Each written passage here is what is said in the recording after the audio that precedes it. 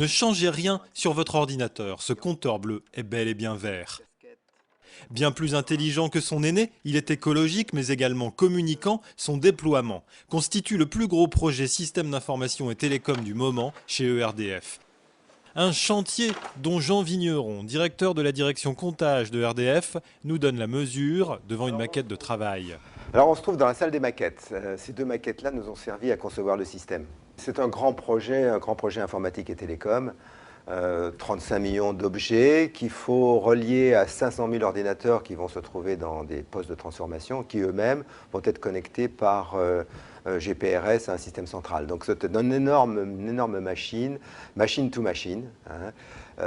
Et puis c'est aussi un grand système d'information puisque ce système central, qui va être un automate industriel, va devoir tirer des câbles avec tous les systèmes d'information de l'entreprise, eux-mêmes étant interconnectés via un portail avec tous les systèmes d'information des fournisseurs. Un projet à l'échelle d'un pays avec un phasage pharaonique, prévoyant rien moins que la pose de 35 000 compteurs par jour pendant 5 ans, avec en perspective une modernisation radicale du réseau électrique, ainsi doté de fonctionnalités inédites. Ces compteurs sont d'abord communicants. Ils communiquent avec un concentrateur et vers un système central. Donc à tout moment, on sait ce qui se passe dans le compteur.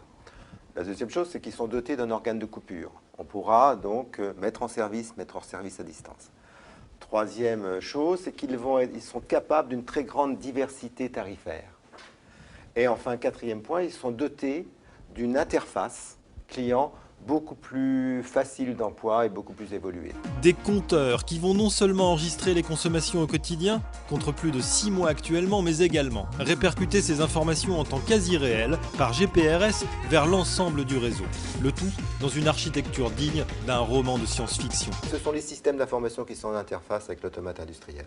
Ensuite, l'automate, lui, il instruit les questions et il pose ses demandes aux concentrateurs et aux compteurs. Et donc là, c'est les machines qui commencent à parler entre elles. Aussi précieuses pour les consommateurs que pour l'opérateur, les possibilités étendues du compteur vert et de son architecture permettent de monitorer en permanence l'état du réseau et donc d'intégrer les flux en provenance de producteurs indépendants d'énergie que de récentes mesures gouvernementales incitent à se multiplier.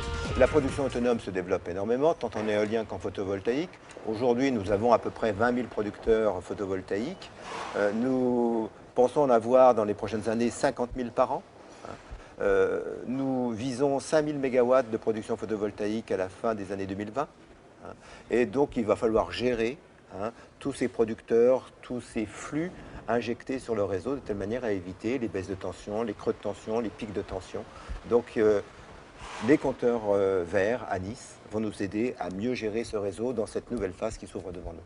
Au final, une optimisation des flux qui devrait permettre des économies significatives. Ce compteur est déjà déployé dans de nombreux pays européens et américains. Et tous ces pays prétendent qu'on peut faire entre 5 et 15% d'économie d'énergie. Donc, beaucoup d'espoir en matière de maîtrise d'économie d'énergie avec ce nouveau compteur. Passer de mode le bleu? Sans doute, mais le vert, lui, devrait s'installer durablement.